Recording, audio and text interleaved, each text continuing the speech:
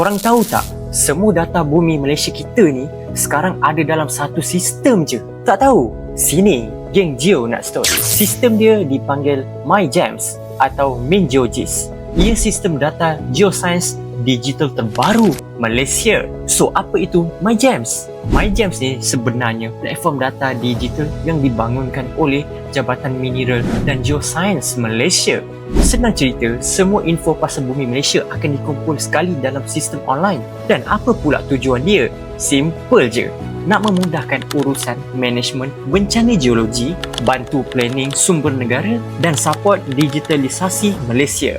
Yang best pasal MyGEMS ni geng, dia boleh tengok peta geoscience secara interaktif dan ada 8 jenis peta utama, ada kluster data macam geologi, mineral dan bencana. Lepas tu, orang awam pun boleh terus report kalau ada kejadian macam tanah runtuh atau risiko cerut. Nak guna pun senang je, semua hujung jari.